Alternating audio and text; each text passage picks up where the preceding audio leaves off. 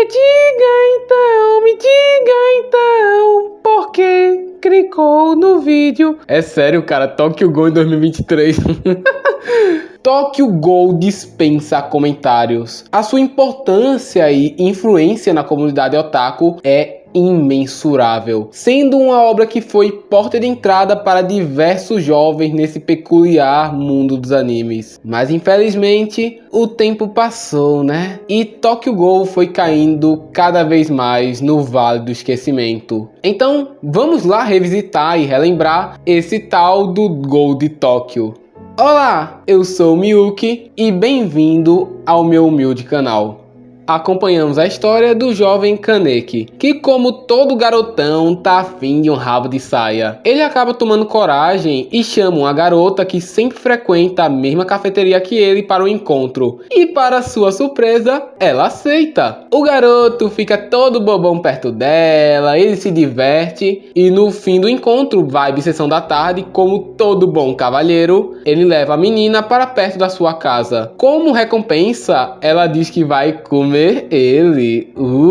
Infelizmente para nosso meninão, era no sentido literal. Na sua frente, a mesma se revela um Ghoul, uma criatura extremamente poderosa que se alimenta da carne humana. Já nas últimas, o nosso protagonista percebe que vai virar lanche, que tá lascado mesmo. Mas do nada, eu repito, do nada, várias vigas de ferro caem exatamente em cima dela. Piadas à parte, o nosso protagonista acorda com a conjuntivite braba no olho. O médico então chega na sala e fala que infelizmente a menina que estava perto dele morreu. E para salvar a vida do nosso meninão, eles utilizaram parte do corpo dela nele. E é aqui onde temos o ponto de virada. O Kaneki começa a perceber que seu corpo está meio estranho. Alimentos normais já não conseguem mais o satisfazer. Estranhamente, ele tem um desejo insaciável de comer homens.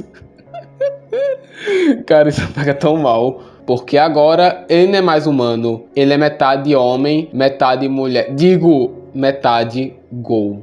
E como metade, o nosso protagonista vive entre os dois mundos. O mundo dos humanos e o mundo dos Ghouls. Então, Kaneki acaba imergindo nesse mundo e percebe que esses monstros, no fundo, não são tão diferentes dos humanos. Com a prosseguidade do enredo, ele vai entrando em embates tanto contra Ghouls, como também contra humanos que estão caçando. Mas a maior batalha que Kaneki irá travar é contra ele mesmo, com o questionamento de eu devo ceder a meus instintos ou tentar manter a minha própria humanidade. Essa resposta ele irá ter que achar por conta própria. Talvez o mérito principal que Tokyo Ghoul teve aqui no ocidente é graças à sua adaptação em anime, que consegue trazer uma atmosfera pesada, boas cenas de ação e uma direção e trilha sonora de tirar o fôlego. E ironicamente, tudo isso veio de um estúdio que na época era uma porcaria, sendo ele a Pierrot. A mesma assim fez obras muito bem produzidas, mas o que manchou esse estúdio e fez ele ficar com esse estigma de estúdio ruim foi Naruto. Naruto até tinha momentos bem animados, mas em geral a qualidade gráfica deixava muito a desejar. Tipo, que porra é essa, cara?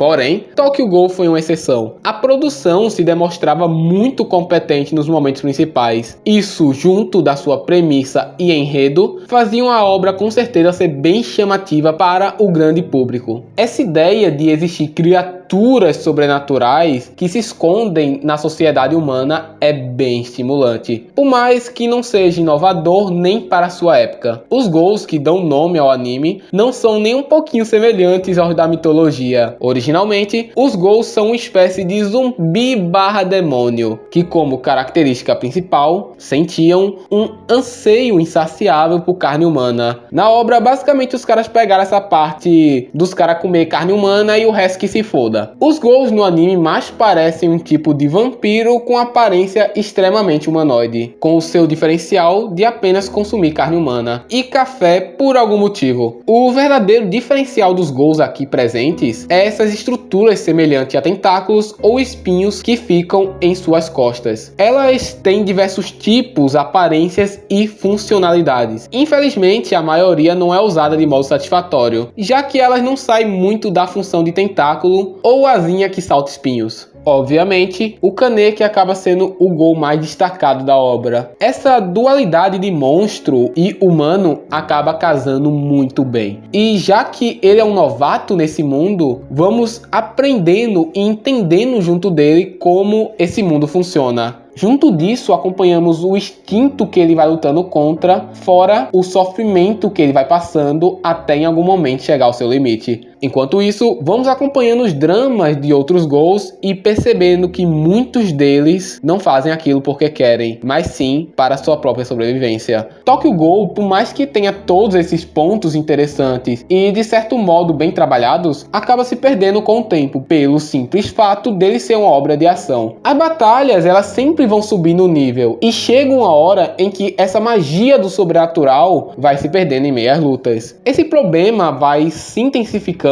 quando vemos seres humanos começarem a lutar contra as criaturas. Meu amigo, veja só, os Ghouls têm super velocidade, super resistência, super reflexos e ainda uns tentáculos poderosos que se esticam. E você quer que eu acredite que um velho broxa desse pode bater de frente com eles? Ah, para. A sensação de descrença é muito grande. Na primeira temporada dá até pra gente engolir isso, mesmo que de um modo meio forçado. Mas cara, o final da primeira temporada faz eu esquecer todos esses problemas. Quando o Kaneki fica com cabelo branco e pergunta quanto é 1000 menos 7, ai, admito que arrepia tudo. O foda é o que acontece depois disso. Até esse ponto, Tokyo Ghoul, mesmo com vários exageros, ainda era uma obra pé no chão. As batalhas que aconteciam eram mais escondidas e não víamos nada que pudesse destruir grandes estruturas. Mas depois, basicamente tudo isso se torna uma grande guerra de super-humanos versus Ghouls superpoderosos. Cara, puta que pariu. E esse negócio de guerra vai escalando e escalando até que chega um nível que era melhor, sinceramente, ter ido visto o filme do Pelé. Tirando o ponto que a qualidade da própria obra vai decaindo, já que a premissa de ser um drama acaba virando apenas uma obra de ação genérica. Como adaptação, a primeira temporada tem sim os seus problemas, mas é praticamente perfeita no que ela se propõe. Mas os problemas de Tokyo Ghoul vêm principalmente na segunda. A qualidade da produção deu uma decaída, mas ainda estava até ok. O problema é a bizarra escolha de fazerem um final original, que é bem confuso e sem explicações devidas. Quando chega Tokyo Ghoul RE, a parada fica complicada. Galera, é o seguinte, as duas primeiras temporadas adaptam todo o mangá Tokyo Ghoul, tirando o fato de ter um corte aqui, um corte ali e as mudanças do final. Mas o mangá Tokyo Ghoul tem uma continuação chamada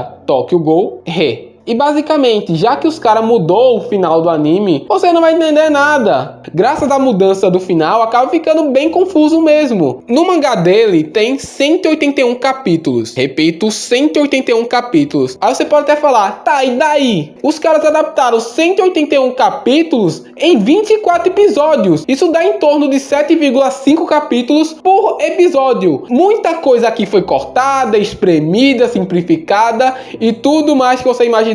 E isso cria uma obra confusa, acelerada, sem profundidade, que você termina pensando, pô, o que diabos foi isso que eu assisti? Até a cena de putaria os caras reduziram o tempo, por quê, cara? E tirando o fato da história ser adaptada com a bunda, a qualidade da adaptação consegue ser ainda pior. A animação é uma bosta, a direção pior ainda. Toda a magia das primeiras temporadas foi destruída aqui. E sabe qual é o mais triste de tudo? É que esse troço aqui chegou 3 anos depois do fim da segunda temporada. Eu esperei 3 anos pra ver isso. Nessa brincadeira, Tokyo Ghoul sumiu da comunidade, tanto que hoje em dia ninguém mais fala dele. E quando fala, ou é no sentido nostálgico ou no de zoeira. Talvez vocês mais novinhos aí não façam ideia do que Tokyo Ghoul foi na época. Para ter uma comparação, ele seria quase um Kimetsu hoje. Todo evento de anime que você ia, tinha um cara com a máscara do Kaneki, tinha maluco que achava que sabia cantar a abertura, e em qualquer rede social ou fórum, ia ter os malucos com o avatar do Kaneki lá na fotinho de perfil. Isso sem contar as músicas que Tokyo Ghoul teve aqui. Meu amigo, é muito cover da Unrival. É muito cover do Brasil, é muito cover do espanhol, é cover do mundo todo. Quando eu era moleque, eu devo ter escutado todos, sinceramente. Mas entre tantos bons e ruins, teve um que ficou marcado na história.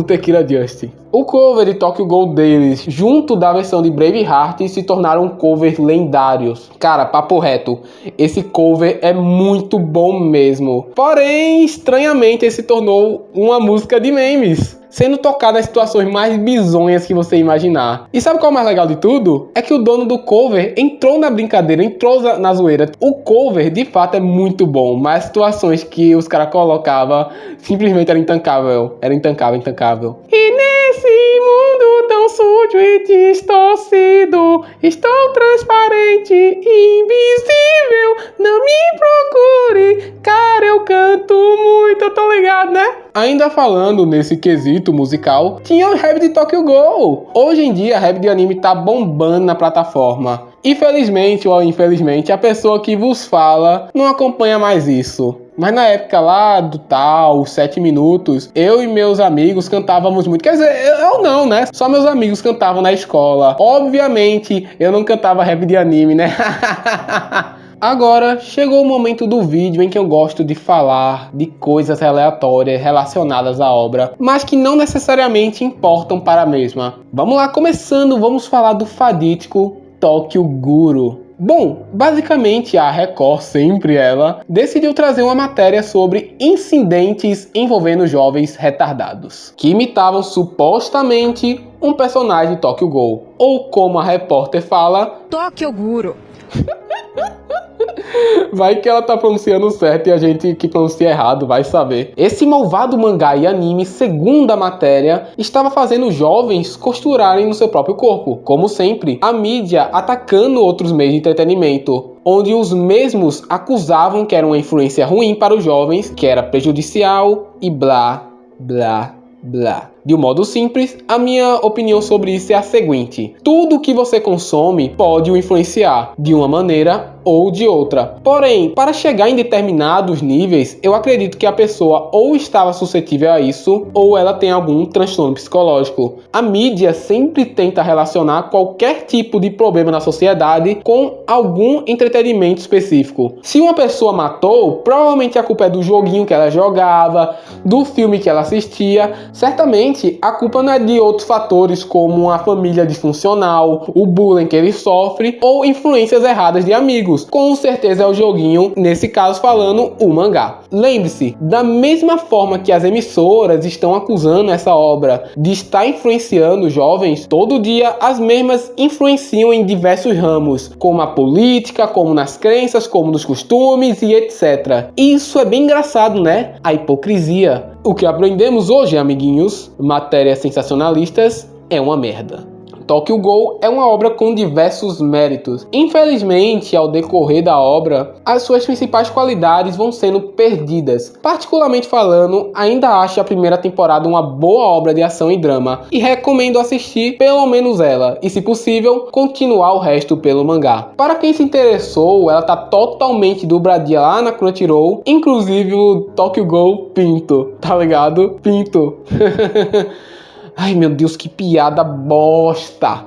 Mas o vídeo ainda não acabou. Falta ainda um assunto a tratar nele, que é justamente a dublagem. Que conveniente, não? O que acontece? Desde o fim da Animax, ficamos em um grande ato de animes dublados. E com isso, acabou surgindo um desejo das pessoas de consumir animes dublados. E desse desejo, surgiu as fãs dublagem de anime. Resumidamente, fã dublagem é quando pessoas, geralmente amadoras, pegam uma obra que não tem no nosso idioma e dublam muitas vezes sem autorização. Infelizmente, a maioria era só de um episódio, 2 episódios no máximo. Tá, mas e daí? Tokyo Ghoul recebeu muitas fã-dublagens. E é muito engraçado, porque algumas eram tão boas que pareciam realmente algo oficial, outras já eram mais medianas, e outras eram tão tenebrosas de ruins, com todo respeito, obviamente. O cenário hoje em dia é algo totalmente diferente, com diversos animes dublados toda a temporada. Sinceramente, a dublagem de Tokyo Ghoul demorou até bastante para sair, mas no final o que importa é que saiu tudo dubladinho, até o pinto.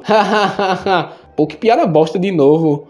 Cara, para uma obra que é tão esquecida, até que teve bastante coisa para falar aqui. E o engraçado nesse vídeo é que eu falei mais sobre coisas que aconteceram por causa de Tokyo Ghoul do que o próprio Tokyo Ghoul de fato. Infelizmente, nosso Ghoul de Tóquio não tem muito a falar sobre ele mesmo. Me desculpe caso eu tenha falado alguma coisa que tenha incomodado. E se você tiver alguma sugestão de algum anime que você quer que eu traga aqui, é só comentar, beleza? Que eu vou trazer na medida do possível. É isso aí.